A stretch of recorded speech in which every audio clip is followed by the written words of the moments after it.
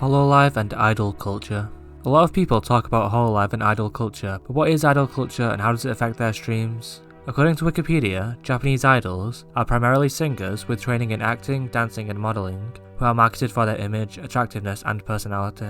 A parasocial relationship is maintained between the idols and their loyal fans, and they are monetized through merchandise and endorsements by talent agencies. How does this affect Hololive streamers? Compared to the rest of the industry like V-Shoujo, indies and even Niji-Sanji, Hololive members have different expectations. They are expected to be able to sing and dance. Not every member, but most of the members release original songs and covers, and have big 3D concerts which are customary too. Image is also seen as being incredibly important for idols. Their personal lives are often tightly controlled by their companies. They can be restricted from smoking and drinking in public, and sometimes banned from dating, as they want to be seen as romantically available to their audience. This can be seen today with the so-called girlfriend experience streamers, who appeal to lonely people and form parasocial relationships with their audience. This is often incredibly lucrative for the streamer if pulled off correctly. Examples of this include Hololive's Rushia, who was the highest earning super chat channel in the history of YouTube. Her audience would often fall in love with her and she would act yandere to convince them to watch her and only her. This would unfortunately come back to bite Rushia when the DMs were leaked between her and a male Japanese YouTuber. Having crazily obsessed fans, whilst incredibly profitable, becomes kinda dangerous when things go south, which is what eventually led to Rushia's departure from the company.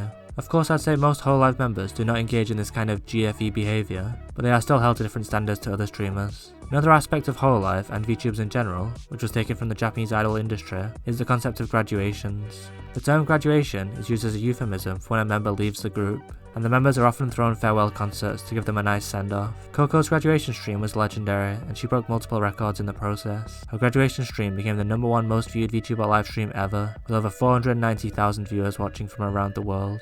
She also earned $306,000 in super chat revenue alone from that stream. So what are the benefits and disadvantages of this approach? The most obvious pro is, as I've discussed, the highly profitable and devoted fans. It's obvious to see that Hololive has cultivated a gigantic fan base from around the world, who will do anything for their Oshis. They are usually more devoted than fans of other streamers. With a devoted fan base like this, Hololive is allowed to collaborate with more companies, and they can invest more in their talent.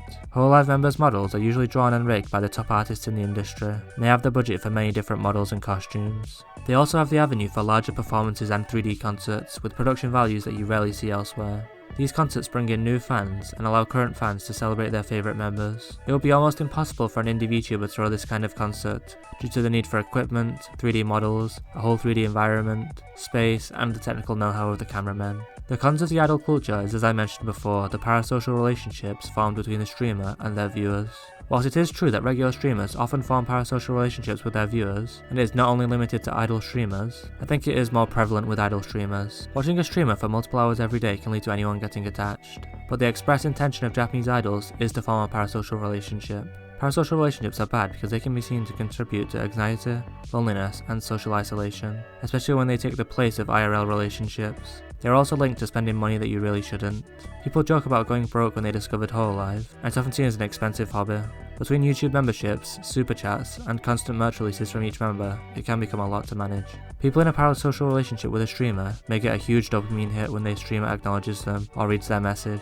This is why super chats are so successful. It feels good to have your name and message read by your fave, but it doesn't have to be that way. You should never feel pressure to spend money you can't easily afford. This mindset and pressure to spend comes more from the fanbase than the members themselves, but it is widespread in the community, so I thought it deserved to be mentioned here. Obviously, if you feel like supporting your favourite streamer, and you can afford it, then go ahead. I've bought Hololive merch in the past, and I might do so again in the future. There's nothing wrong with that. It's when the spending becomes too much that it becomes a problem. If it's interfering with your day-to-day life and you have to go without basic necessities, then you should stop.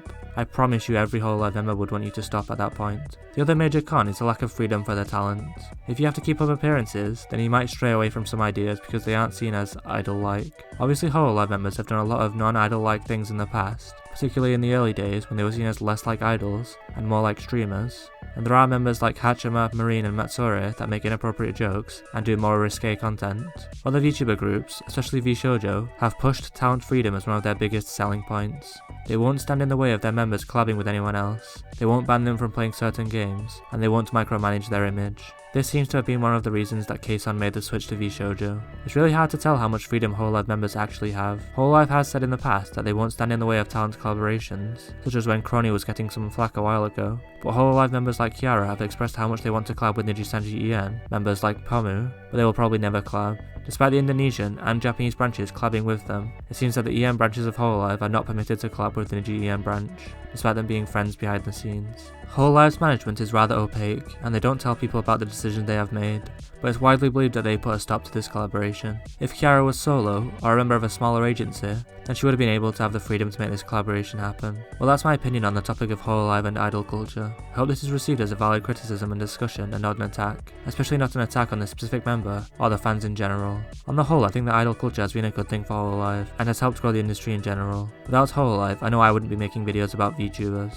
I'm really interested to see how you feel about this, and about this new longer format of videos.